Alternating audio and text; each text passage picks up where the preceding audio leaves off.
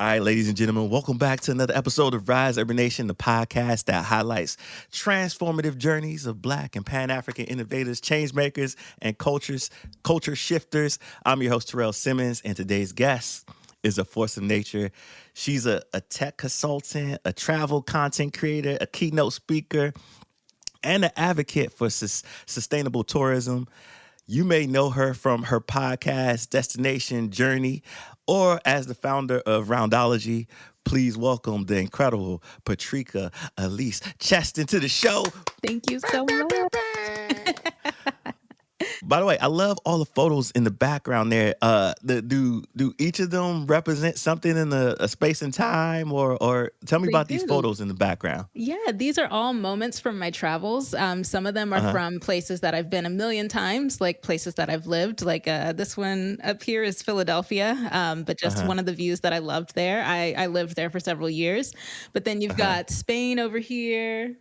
And New York, I lived in New York, Poland, Denmark, all over the place. That's Seattle. Basically, just got to travel all over the country and see how different people live. It's been an incredible experience, and it's really shaped my perspective.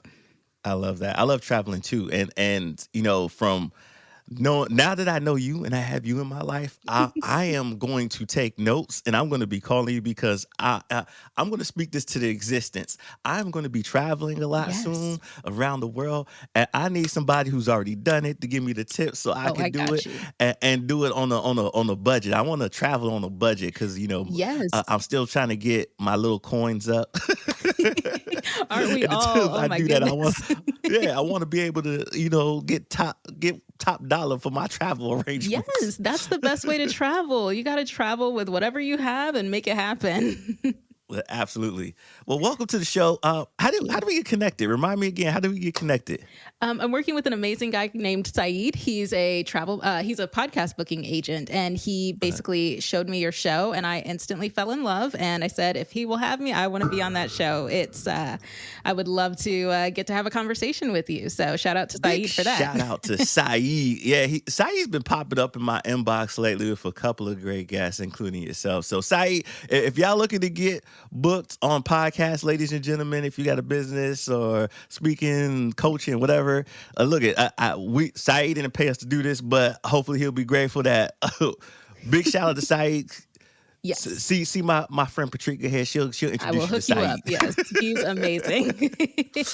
All right, so before we dive into your story, where in the world are you joining us from today, and what's inspiring you right now?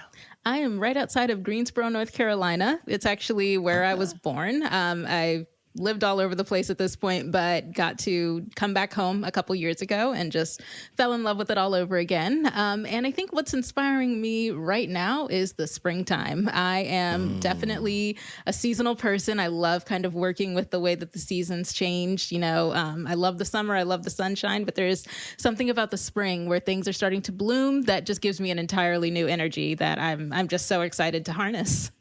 I love it. I got family down there in Greensville, South Carolina. Oh, okay. Like a lot of my family, they go. A lot of my family's in Rochester, New York, but they migrate to retire in South Carolina, and then we have other family in South Carolina. You gotta get out of that cold. You said those parts. Oh, yes. Definitely been down there a couple of times. North Carolinians and South Carolinians have a little bit of beef, but, I'm sure your family's cool. I mean, I used to, when I lived in the East Coast in D.C., we used to drive down there all the time. We used to stop by south of the border and go to Myrtle Beach. Oh, I used to have some fond memories there. I don't know is Myrtle Beach still a destination place for folks? A lot of people still go there? Yeah, definitely. It's changed a little bit, as has everywhere, but it's still just a beautiful beach. It's been a couple years since I've been down there, but I've always heard good things. Do they still got that south of the border where that big stopping place where at least the last time that I was there, they had it. I don't know if anything's changed, but it was always just like a huge tourist destination. Like as a kid, I used to love it because there was so many games and little toys and all. It was like a little mini amusement park. Cause we couldn't wait to stop there. Oh, I bet that was so much fun. You're making me so nostalgic. Yeah. So let's start at the beginning. You've had an incredibly diverse career journey. What initially drew you into the world of tech and travel?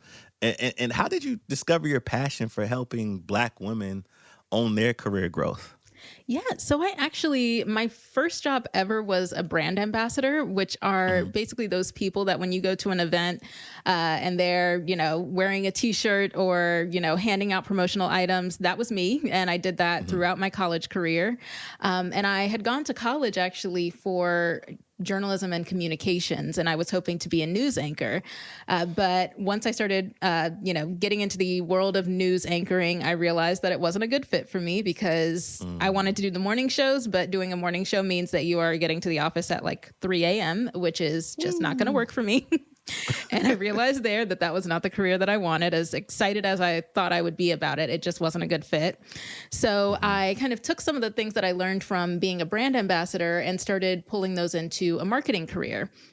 mm, And I fell in love with marketing, and I kind of started working with different organizations. One was a startup, and very quickly as I started to climb, I started to see that I was one of the few Black women in the room. And yeah. when I worked for a corporate company, I think I was the one of the only Black women in that marketing department, if not the only one. And it was confusing to me at first because Yeah. I grew up around a lot of ambitious people, and, my parents always encouraged me. They never told me that I couldn't do anything. They said, you put your mind to it, you can do it. And they, tried to enable as much as possible, enable me to get into the rooms where I needed to be. But I very quickly realized that there were just not a lot of people that looked like me in those rooms. And Mhm, it was discouraging. And when I switched into the startup world after realizing that corporate wasn't going to be a good fit, startups were even fewer Black people. It's a very small group of women. Well, at least, this was like 2016, and it was a very, very small group of women. yeah, Um, it hasn't changed yeah, very much. I promise you. unfortunately. Yeah. It's like every once in a while, it's getting a little bit better, but it's really rough. Mhm, And working in those startups, I was loving what I was doing. I was getting to be in rooms where, I wouldn't have been in corporate, for example, working directly under the CMO of an organization or having conversations with the CEO. All of these things weren't accessible in corporate. So that's why I really was attracted to startups. But I was, like I said, just very often the only Black woman in the entire company sometimes. And that is, when it's a company of 25 to 50 people, that feels mhm, very uncomfortable. And there are a lot of cultural references that I can't make. There are a lot of, areas where I have to, memories aren't the same. I might remember music from a certain era as one thing, and they're talking about something totally different.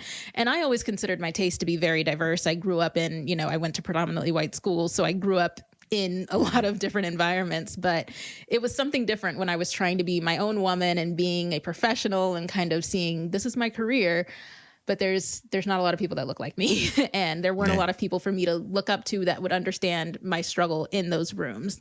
So I really had to seek out those spaces to try to get connected to Black women who were doing what I was hoping to do, because that mentorship is so important. Yeah, mentorship is so important, and this is bringing up a nostalgic conversation. Um, so I sit on the board to this nonprofit called Village Up, Hmm. and we used to have these conversations. Well, we still do. They still have these conversations where they have real talk around. Entrepreneurship, tech industry, and so forth. And there was this one conversation that's coming to mind that happened a little bit after the pandemic, where they brought all these women together, and these are CEOs and powerful women Hmm. in the tech and the angel investment and Yeah. venture capital space. Hmm. And I remember these women, they were talking, and some of these women that I of color that I admire and I look up to, and they were talking about how, there's a glass ceiling, and how they have imposter syndrome Yes. because of everything that they go through in their day to day in male dominated spaces, and Hmm. just even the competitiveness sometimes with each other, being pitted against each other. And I was like, wow, it opened my eyes up to a new conversation of like Yes. how hard it is and tough it is, even for successful women in Hmm. tech. Like, and I had no idea. Like, I was in my level of privilege as a man not knowing that, right? Mm-hmm. I'm glad that you're speaking about it. I wish that more women would speak out about it. I don't know if that's safe enough for them to do, but I think that start a good precedent of a conversation.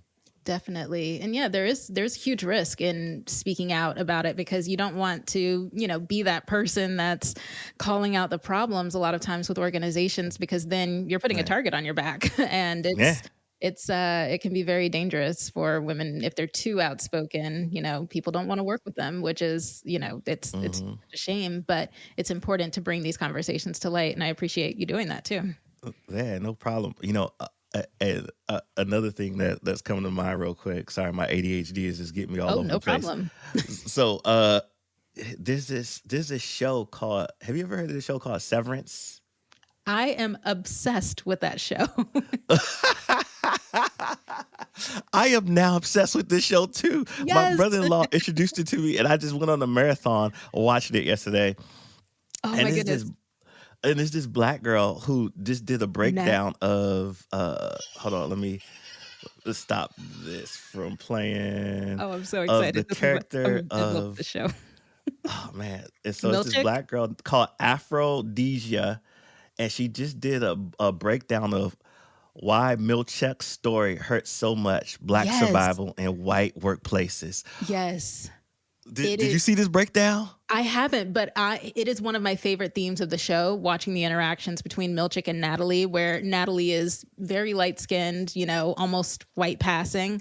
And Yeah. she's in those boardrooms basically. And Milchick is that middle Yeah. manager. There is so much underlying commentary that's happening So non-verbally. much, It's so much, and incredible. and and I love the way Milchek's character is evolving, and it's shown, and it's not the cliche, you know, type black male, Right. asserting dominance or being the cosplay. It is this. Well, me, Yes. right? I'm Yes, just getting introduced. You absolutely. you Oh, already know, and, yeah. and so everything you're talking about when it comes to trying to be almost insanely perfect in a very white dominant culture space, but Mhm. if you too perfect, like you too articulate, the goalpost keeps changing, like, oh, you're Oh, using yeah. too many big words and da, da, da. Yes. Okay, so Mhm. like, even when Milchek's in the mirror and he's confronting himself as to, not because he's ashamed of it, but he's trying to figure out, how do I shrink my Right. thoughts and myself to fit into The these box that they spaces. created. Mhm. Yeah, and it's just, Yep. me and you gonna talk offline about this show Oh, because this is my new show I'm obsessed with. me too. Oh my goodness, yes, I watched the first season a couple years ago and waited for season 2, and it was, Like, oh, so like, good. but I'm gonna have to send you this young Please lady's do. breakdown Yes. of it. Like, her breakdown is just spot on, Oh, I'd love to perfect, see and it. I think you would really enjoy it. Yes, I'm Um, excited. and then, all that to say, I'm gonna take it a step further because I know you've written about this too, Mhm. and you've also written about the mental and emotional impact of microaggressions, Yes. burnout, and being overlooked in tech spaces. Mhm. When you think about that, what's one pivotal moment that made you decide to take control of your narrative and career path? Just like Milchuck. Now I'm thinking, like, when Mhm. he's politely bucking back, and he's Yes. like, "No, I'm gonna use these big words on you because I'm not Exactly. gonna be apologetic." Da, da, da, da. But he's still Exactly. walking that fine line. But, like, let me digress from the show a little bit. What was one pivotal moment that made you decide to take control of your narrative and career path? Yeah, so it actually started when I was working for a company based out of Paris. I had an opportunity that we were going to be sponsoring a conference as that tech Hmm. company, and they needed someone to speak as a part of the sponsorship and present a bit of a case study based on what the conference was about, and based on what the brand did. And I knew that I wanted to speak. I knew that this was something that I grew up loving being in front of people, loving, being able to present and everything. And I wanted to be the one to present at that conference. And immediately people were like, the management was like, we'll send someone over to speak at the conference. These people have all this experience, or, we have someone else that can speak. And I said, no, I want to do it. I can do it. I will prepare my presentation and I'll show it to you, but I can do this. And I spoke there. It went amazingly. It was very well received. People were thrilled. Even the CEO of the company reached out to me to tell me how much good feedback he had heard.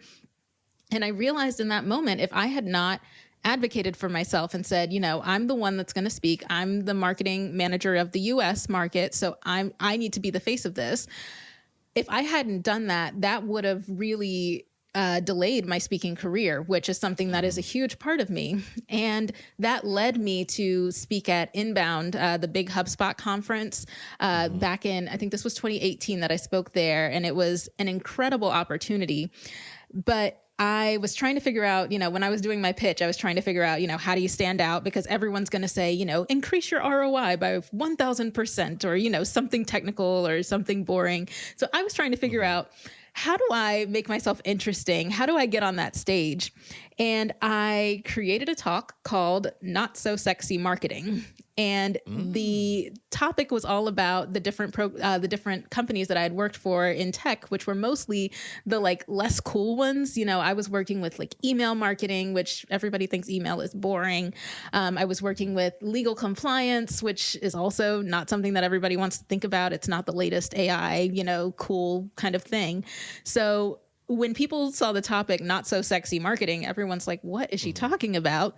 And I ended up booking a room of 1,000 people plus an encore because my session was so popular. And I was totally overwhelmed, but totally excited. I did write about this quite a bit after the fact. But I went on stage, and part of my opening, and I'm paraphrasing, of course, was something to the effect of, I basically started the speech by saying, I think everyone in this room is looking at me and they're all asking the same question. And I'm just going to get it out here right now because everyone's looking at me. You're all thinking the same thing. I'm going to just go ahead and nip this in the bud. So then I said, everyone's looking at me and they're asking, Patrika, what would you know about anything not being sexy? And everyone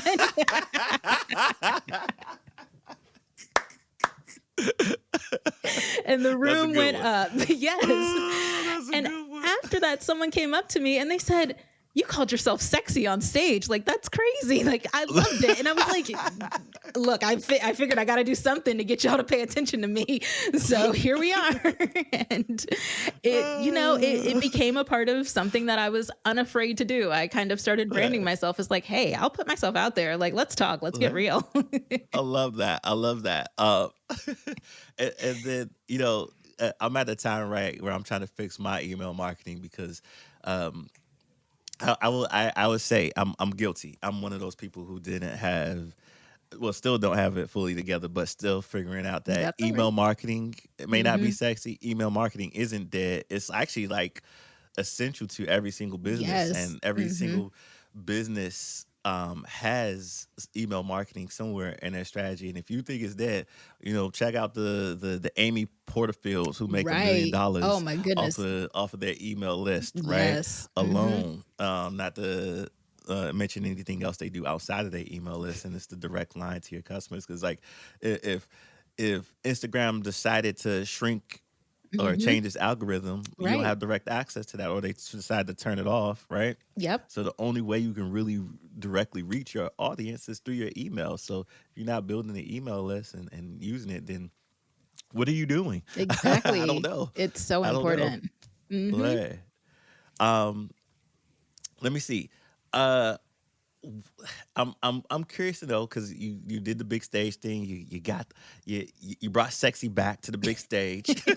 No pun intended. Exactly. And then you told us a little about the being in corporate and then transition. But what were some of the first steps that you kind of took to shift into consulting and creative entrepreneurship? Give me that journey.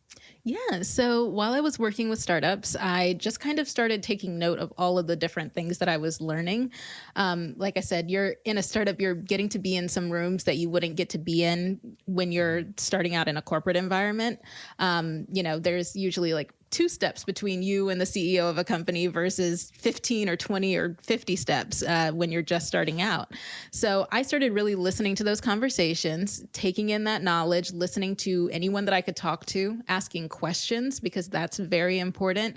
And once I started kind of understanding what people were looking for, I started kind of shaping my packages, which were basically at the very beginning very simple. I was just saying, hey, I do social media. I'm good at social media. Let me help you with your social media. If I would hear anyone that mentioned that, and just started taking on very small projects, and from there started working with some larger brands. So, like I said, it's really just listening and kind of seeing when people are saying, oh, I really need somebody to handle my video editing for me, or I need somebody who can help me get into events, or whatever your specialty is or whatever your interest is. It's listening in those rooms and trying to figure out what people need, and then shaping your offering to what people need, because ultimately people just want you to solve their problem. Like if I'm asking someone to come clean my house, I'm not super particular about if you do the kitchen first or the living room first, but if all I need the result. I need to understand if you can help me get my house clean, because I have a toddler and nothing's ever clean. So it's one of those things where you need, people, it's the same thing in business. Everyone is ultimately human, and they're just looking for someone to solve their problem. They're spending too much time on social media, or they're spending too much time editing their videos or trying to create campaigns. And if you are the person that's listening to them and understanding what their need is, that's when you start having those conversations, and that's when you're building those relationships so that they can work with you. And that's really how it started for me. My first big consulting client was a brand that was looking to do events. And I had done so many events as a tech, in tech and working with different startups, that I just kind of told them, hey, I understand events from the speaking perspective, from the marketing perspective, from the brand ambassador perspective. I have been creating a career around events, so I know how to craft those experiences from every angle. And they were thrilled to work with me because I took what they needed. I listened to their questions. I listened to where they were having trouble. And then I crafted my offer to work with them on that. And it ended up being a very long-term client. I still work with them. I've worked with them for almost 4 years now, which is the longest I've worked with anybody. But it grew into a relationship, because if you can put yourself in a position to listen and understand what other people need, then you can solve those problems in a way that other people can't. Because a lot of people are just throwing stuff at people and saying, hey, I do social media, I do this, I do that. But they're not listening to what the actual problem is. Like, how can I give you your time back? How can I help you, just take this burden off of you with my skill set? And that's when people really respond. I love that.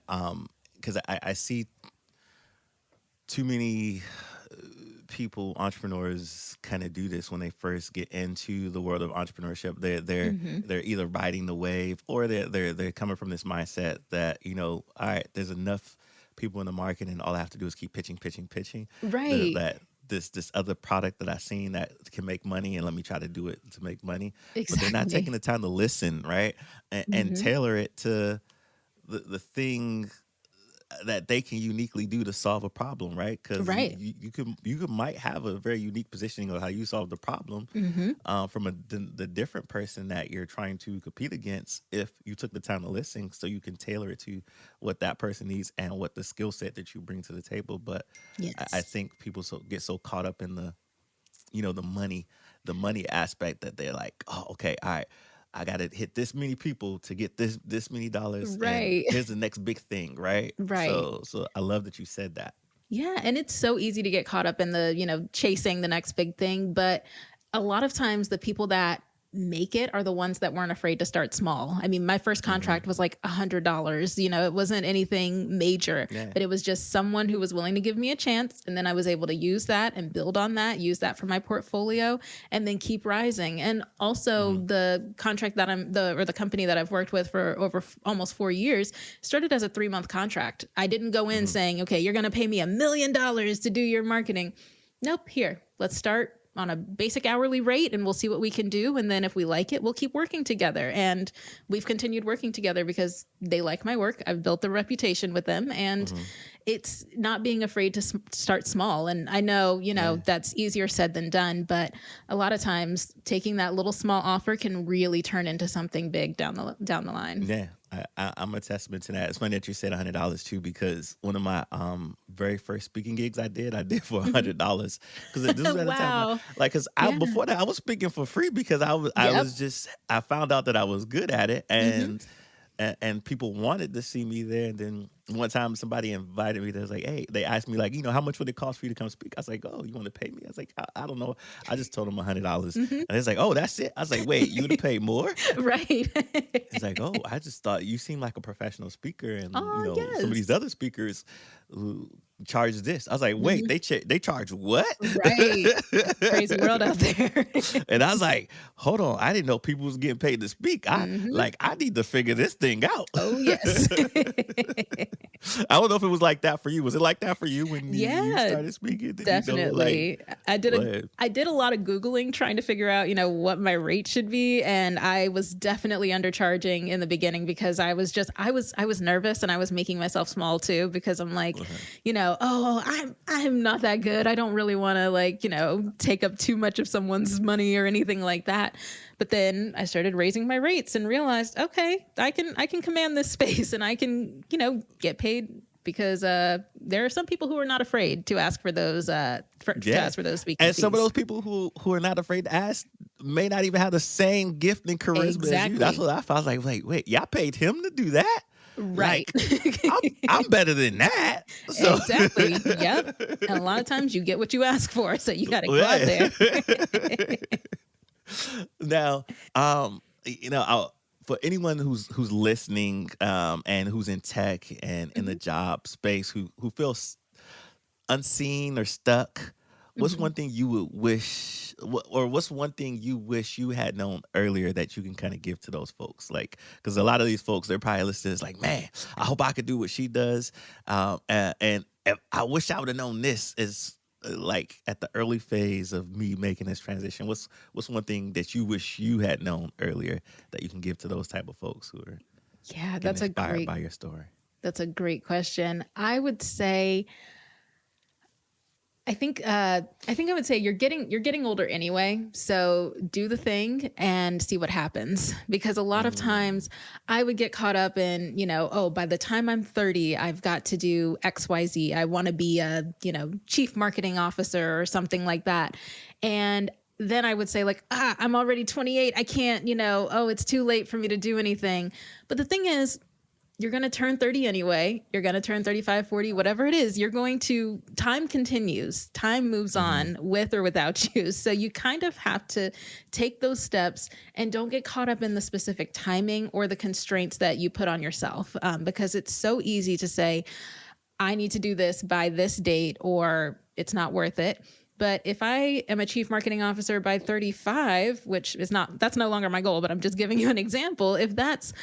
If I was aiming for it by 30 and I don't hit it till 35, I've still done the work and I've still become what I wanted to be, even if it was on a slightly delayed timeline. And a lot of times you'll find that by taking those steps towards the thing that you think you want will teach you either way. It teaches you that is what you want, or maybe that isn't what you want. And you can pivot earlier than, just waiting on something to happen.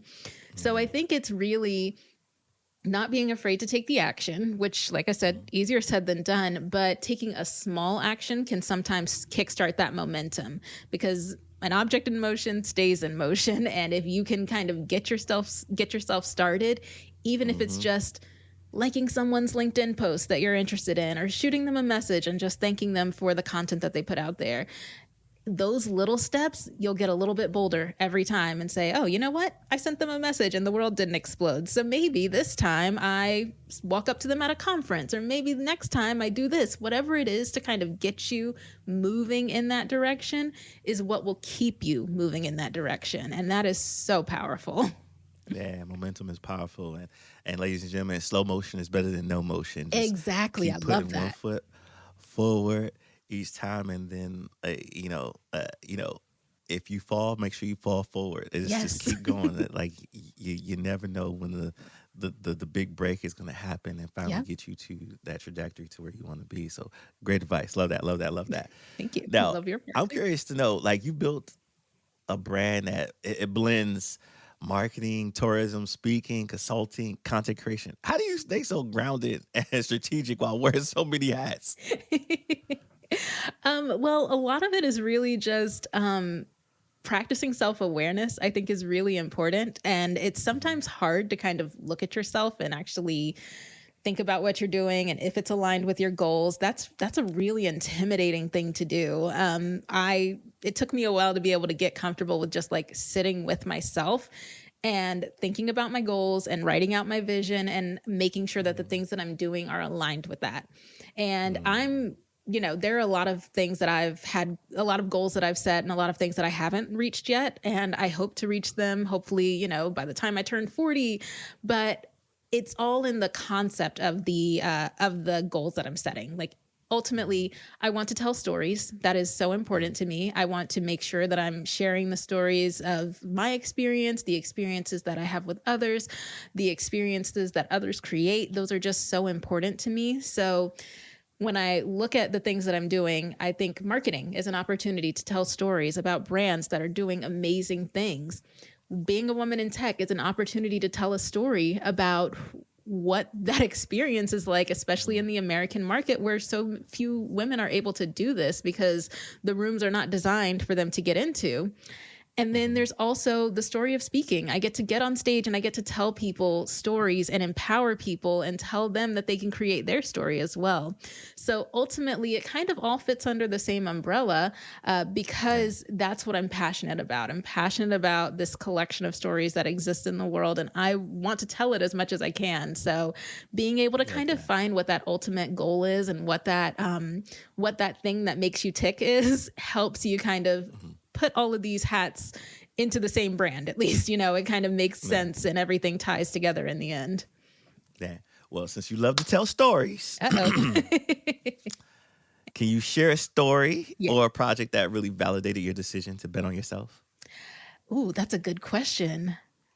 Yes. So let's see. When I started with this brand that I'm working with, one of these tech brands that I'm working with, um, I this was my first time really pitching myself for a project of this size. I had Mhm. worked with, basically they were going to have a huge presence at a conference. It was a tech conference, and it was a huge presence, and they were going to have, a giant booth and then a meeting room and then some other stuff, and the CEO was speaking, and there were all these different aspects that were going on. And I had done all of these things separately and in some combinations, but never at this scale. So it was a bit intimidating, but I continued to pitch myself for it and told them, hey, I know I can do this. Here's all of my experience. Here are all the things that I've done in my past. I'm very familiar with the event space. I know it from all aspects. And I took that experience and they said, okay, we're going to continue and put you in the room with the CEO to basically have a meeting with him and see if it's a good fit. Mhm. And it was funny because the CEO likes to do these kind of almost like these little like mental tests to like understand how people work. And Uh-huh. his was, to me, without really knowing that much about me, he said, come up with a speech on the spot for someone who's looking to have an event and what the value of events is. And I was like, all right, here I am. This is what I can do. So I basically wrote down, he gave me like 3 minutes. So I just wrote down some points and started delivering the speech. And he was like, I've heard enough. All right, you're hired. And I was like, okay, all right, I like that. This works. And it was something that I was skilled at. I know that I love to Uh-huh. speak. I know you can put me on a stage and I'll just start talking. And it worked out that he was interested in hearing that side of me, and that was where I was able to shine. So being able Right. to put myself out there was definitely intimidating. But then I was managing, from there I was managing an event budget that was like $500,000, which is a huge amount of money for someone to trust me with. But Oh, yeah. it was still, I was able to do it and do it well and execute on every aspect of the event. And that's not to say that there weren't times where I felt like I couldn't do it, because there were definitely plenty of moments during that whole Mhm. process where I was like, oh, I'm in over my head. Oh, what have I done? Oh my goodness, this is scary. But Mhm. I kept telling myself, just take one step, one little teeny tiny step, just do one thing, just send an email, just make a call, just whatever you need to do to keep going. And eventually it all happened. And once it happened, I also took the time to celebrate, because that is so important. You have to celebrate yourself. You have to celebrate your accomplishments, because as being a Black woman in tech will teach you, a lot of people aren't willing to celebrate your accomplishments, but you have to be willing to do it yourself. Man. And and that, ladies and gentlemen, is another Milcheck moment of Yes. Black excellence. I love it. We're going to start branding these. I know, right? You're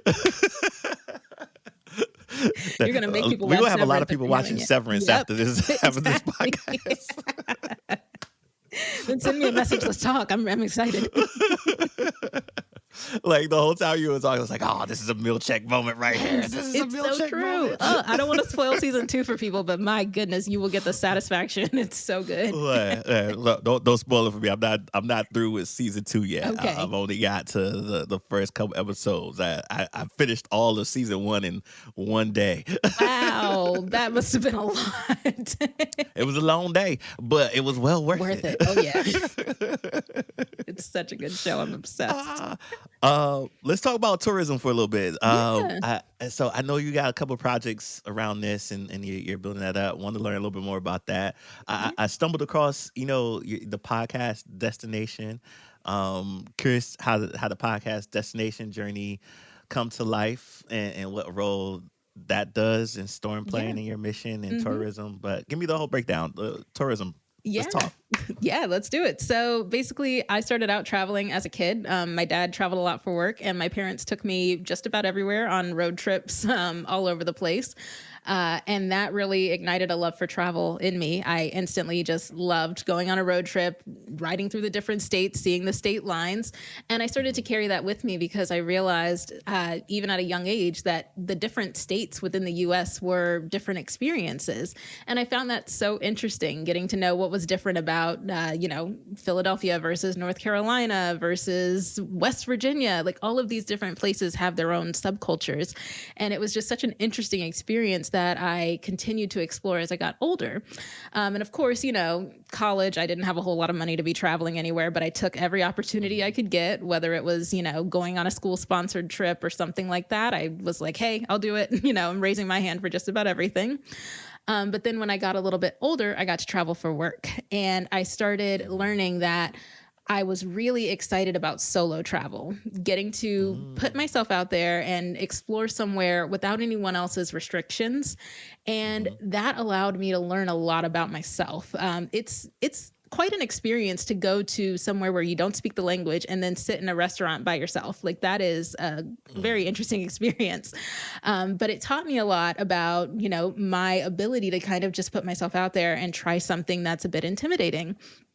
And while I started, traveling a little bit more for work and then traveling to speak, I realized that I enjoyed telling the stories that I was experiencing along the way. And that's kind of where the podcast came. And it's kind of it's been on hiatus for a little bit, but it's actually restarting very soon. So you'll be hearing new episodes starting in June. So I'm so excited about that. But it's basically been an opportunity to tell stories, which is what I'm super passionate about. But also to kind of shed light on the Black experience in travel. There are some states that I've been to where, I really had to do a lot of research to figure out if it was safe for me to go there in the first place. And obviously the climate has gotten more complicated, and it's, there are some people who are even at a lot more risk than I am, like, people in the LGBTQIA community. Like, there are some people that are at an extreme risk just to travel in anywhere. And it's so dangerous. But what I'm doing now is working on a project to help elevate the places that are safe and help identify those places so that people can have the resources, because there's no reason that Black people or people of, any kind of diverse origin should be afraid to travel in the US. Like, that is shameful in 2025. And I looked at the history of the Green Book, which was originally a guide that was developed to help identify safe spaces across the roadways for Black people. And this was in the early 1900s into the 1960s. And It's unfortunate, but we kind of need something like that again. So I've been Yeah, working on we a actually do. project. Right. Exactly. Or And this time it's you might accidentally find yourself in a sundown town and not even know it. right. And it's such a shame because then that keeps people from having these experiences. If you're afraid to travel, which totally valid, but it's keeping people from exploring and learning more about the country they live in. And am working on something to combat that. So it's definitely very much in its infancy, but it's a project that is focused around kind of the same concept of the Green Book to help identify where people can be safe and how people can learn how to travel and also embrace that solo travel if that's what they're interested in, but also travel for Yeah, families and things like that. I love that. Yeah, it's I been a think good if you can experience. merge a little bit of your marketing experience, tech experience, and Oh make yeah. it like a I don't know if there's a such thing as tech travel type of Oh, industry absolutely. Yeah. that like There's a because lot of I think intersection that in tourism and tech. yeah I mean you're at the perfect intersectionality of that too Thank you. with both of your marketing and your tourism love for tourism. So I'm excited Yes. to see where that goes and happens. As you were talking, it made me even think that even in um, people would think it's so safe here in America Hmm. for blacks or LGBTQ when that's literally not the case. And then sometimes Hmm. what the way marketing is portrayed, y- there's other places that people would think is unsafe, like in places Right. like Africa or like a friend of mine's who's in Medellin. Hmm. There's a big black Westpac and group out there, Hmm. and they was like, "Oh man, it's safe out here. Look at how people have and there's some people who even moved over there to some of these places Yeah. in Africa and said like, Hmm. I've never felt so free. Right. There's a lot of things I have to worry about here, poverty and so forth, but I don't worry about dying or getting shot. Right. That's one thing. And then this one lady I followed, she's like, a black lady, she was like showing a really nice hotel somewhere in Africa, and then it's like telling all the black folks like, look, y'all need to travel. Look at this. You see this? All these Hmm. white people over here, and these are the same people that tell y'all that it's not safe to travel. They over here lounged up, Right. feet kicked up. Exactly. If it's so dangerous, why are they over here? Yep. That And I is was like, so true. you right, sis. You Yep. tell them. Yep. That is so true. It's funny that actually brings to mind a very funny story from my adventure to Poland. Uh-huh. Quite the opposite of going to Africa because there are not a lot of black people in Poland. Um, Yeah. and I was visiting a tourist spot there. It was a castle, and I was kind of just taking a look and walking around. And this family of presumably tourists from somewhere else. I'm not sure. We didn't speak the same language, but they were handing me their phone, and I was like, oh, okay. Like they were motioning their phone to me, and I was like, yeah, okay, yeah, sure. I'll take a picture of you. So I like stepped back and I took the picture of them, and then they were like, no, no, no, like, and they kept holding their phone to me, and I was like, what is going on? What do you want me to do? Then they Uh-huh. leaned in around me and took a selfie because they were so surprised to see someone that looked like me. I can only imagine you walking around like a superstar. Everybody want to take Exactly. pictures, and they're like, "Hey, who's that woman? Who's that woman over there?" Right. So now I'm like, I need to go to Africa so I can blend in. That would be really nice. Oh, too funny. Now let's talk about that a little bit further. Like, well, not the blending in piece, but because I'm still at the mind of the intersectionality of tourism and your marketing agency. So, Hmm. give me a background of your marketing agency, and then like walk me through. Do you think like how because I feel like they both really work well together, Oh, the yeah. marketing and tourism piece. But Very much. maybe you Yeah. might tell me different. But tell me about the marketing company, and then tell me how that blends in with your tourism piece. How you see the intersectionality of that. Yeah. So, Roundology is my marketing agency, and it's primarily focused on startups. And we work with startups that are going through all the different rounds. We call it roundology because there are different raises that happen in a startup's lifespan where you're starting with that seed round where you're just getting that initial money, then Series A and beyond where you're raising money. And each stage is kind of a different world of the startup. You know, you're starting with your very scrappy team where if you're in your seed phase, you might have one or two or three people that you're working with, and then maybe a couple of contractors. So we really understand those different levels of a startup and the startup lifespan. And part of the reason why, you know, the tourism piece kind of intersects was because tourism is often not getting a whole lot of funding. There are, you know, certain states, yes, like NYC, of course, they have a lot of tourism dollars to spend because they're getting a lot of money from tourism. But somewhere in the middle of Kansas, for example, is not a tourism hotspot, and they're not getting as much attention. You know, these states that are considered the flyover states, I don't think that's a kind term, because there's so much interesting stuff that happens there. But they're getting ignored for the most part, and their tourism budgets are very small, and a lot of times they have to be very scrappy to kind of create something interesting. So a lot of times their entire tourism budget is focused on maybe one big festival or something, you know, in their history that happens every year. And there's a lot of ability to promote that. You know, of course, something like influencer marketing is very valuable, where you're kind of sharing those stories online and getting people to know what's going on with those different promotions that they're doing.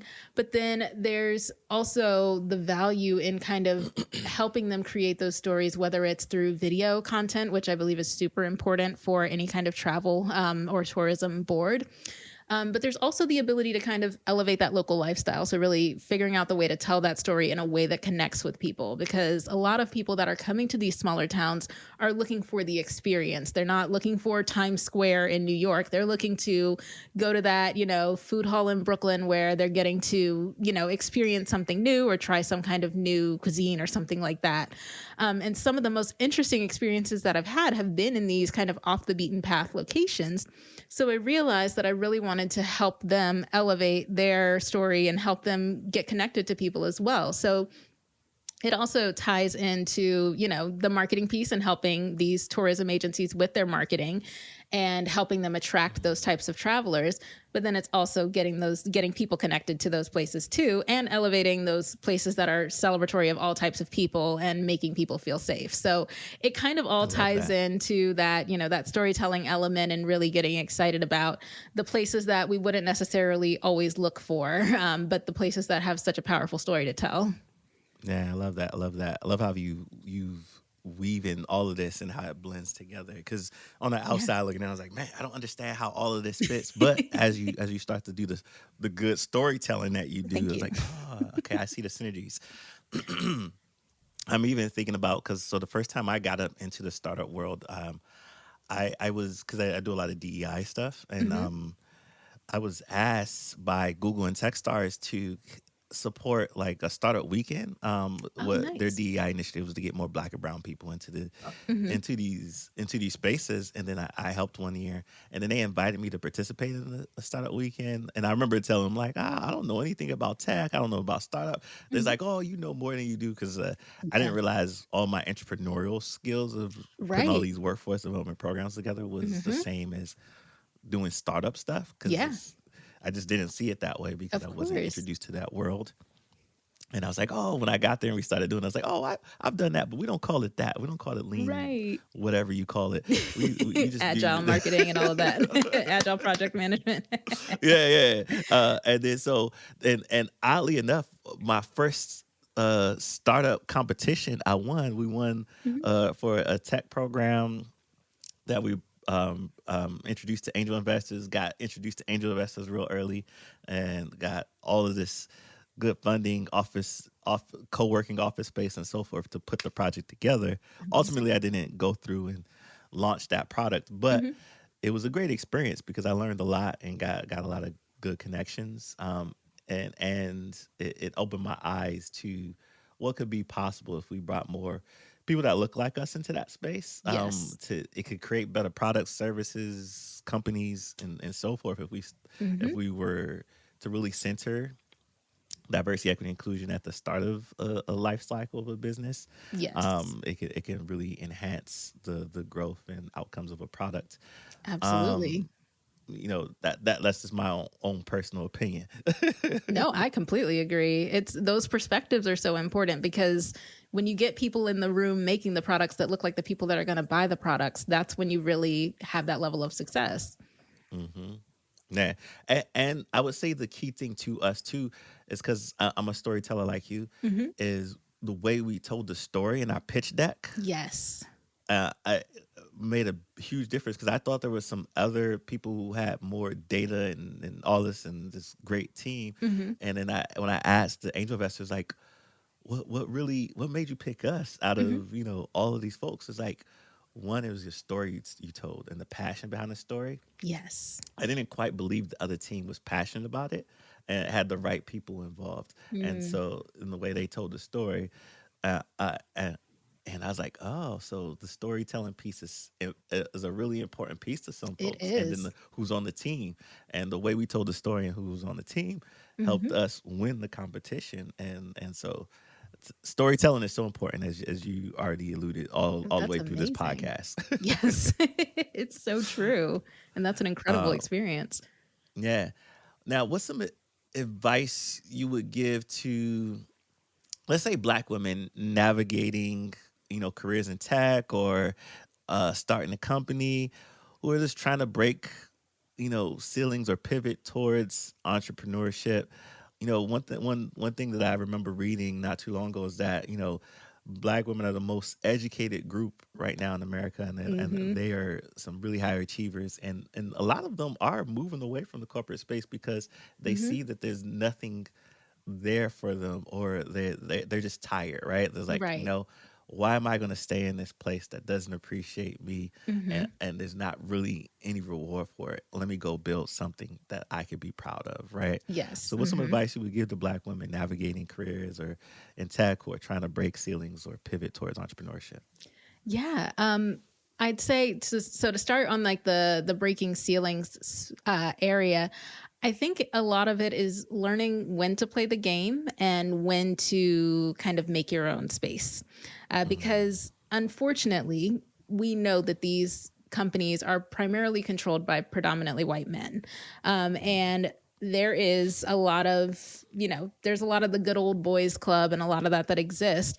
And some of it is really kind of listening and learning where to kind of, fit in those games and mm, understand what they're, speaking their language almost, without, and I say this, without losing yourself, of course. yeah. It's very much understanding that you are participating in their game, not changing who you are.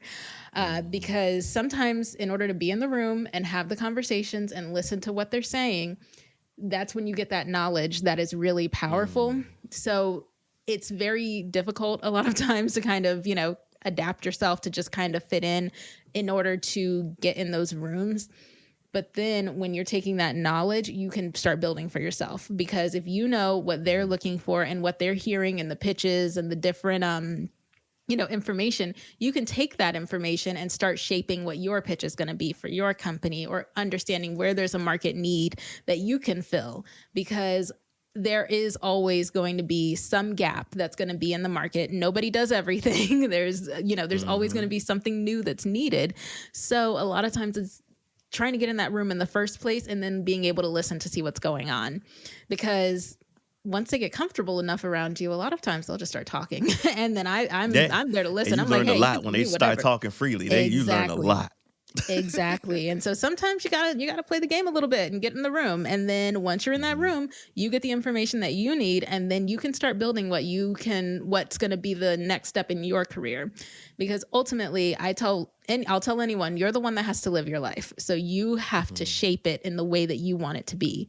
And sometimes that means being a little uncomfortable at first, but then when you're working towards that goal and you've set that vision, that's when you're taking those steps. Because a lot of times, it is awkward. Like, I didn't like being the only Black woman in an entire company.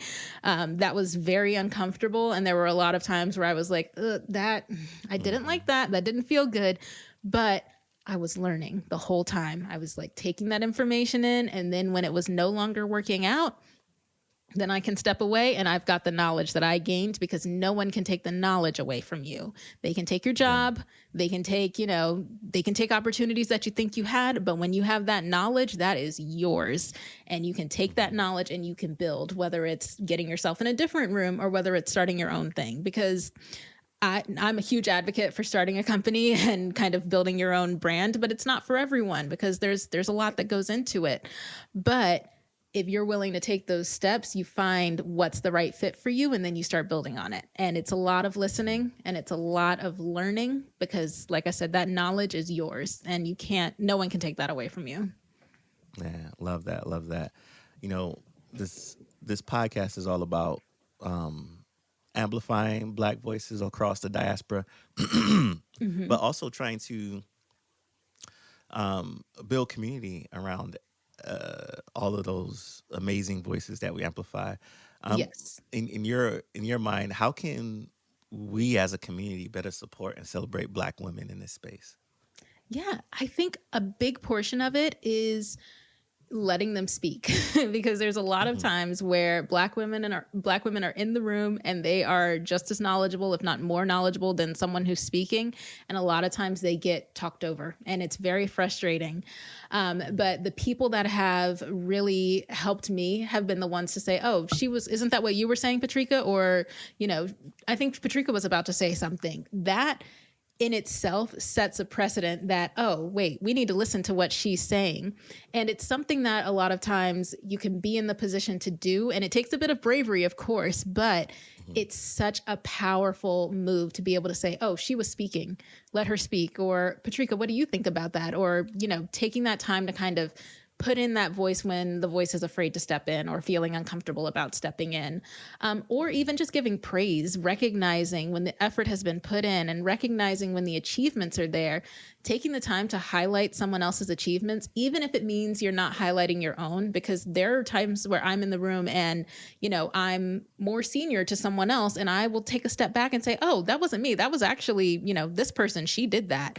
And being able to elevate that and using your position of power, whatever kind of power it is, whether it's being a man, whether it's being in a higher position, taking that and using your voice to elevate someone else's is one of the most powerful ways that you can influence a room. Because when you start doing that, then others start seeing it and thinking, oh, wait, she said something really valuable before. We should listen to what she has to say. And that starts setting the tone that Black women are valuable. It's something important to listen to the voice that they're saying, the things that they're saying.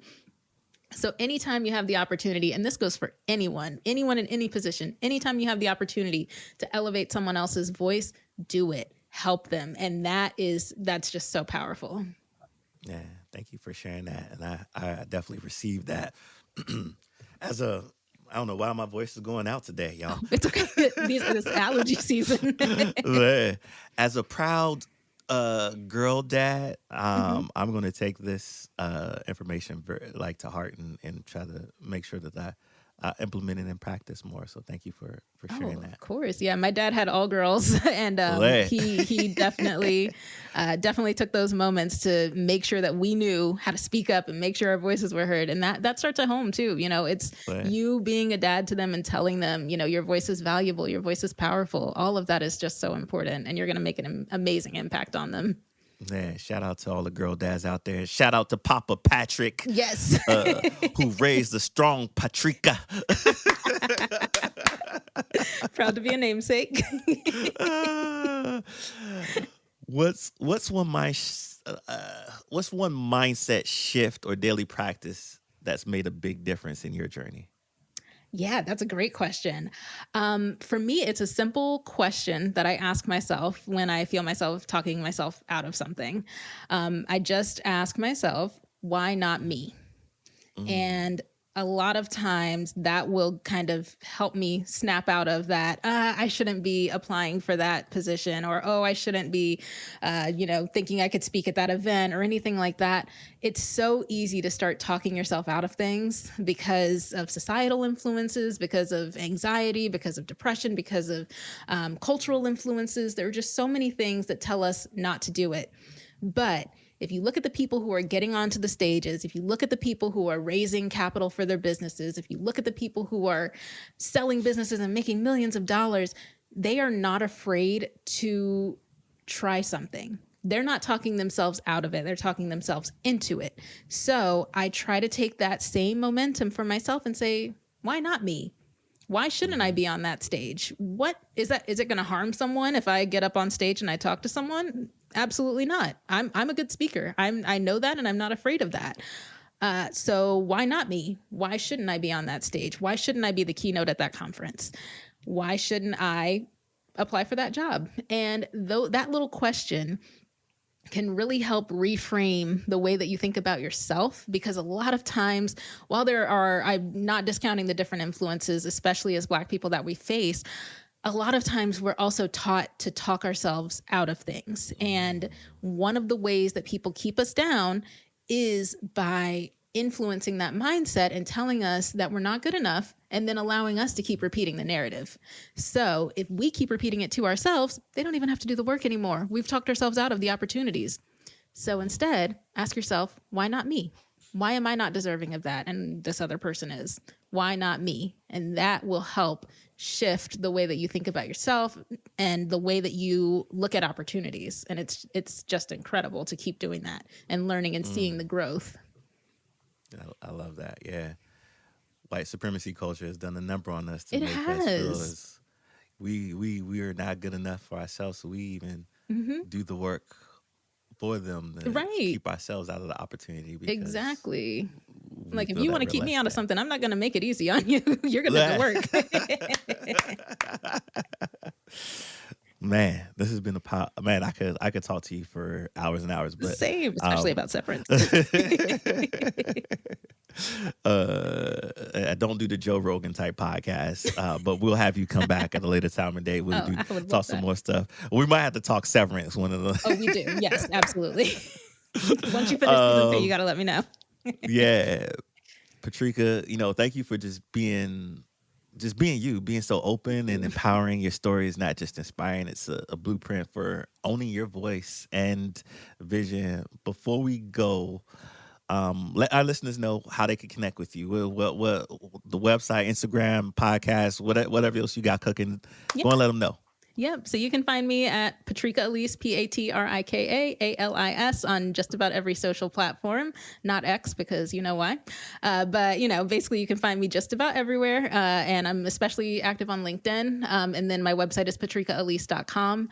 And if you're interested in marketing or anything related to tourism, feel free to reach out on any of those spaces. And my marketing agency website for anyone that's looking for help with their startup is roundology.co. So would love to connect, and thank you. Thank you, Taryell, for this opportunity to speak with your wonderful audience and to speak with you. It's been an amazing conversation.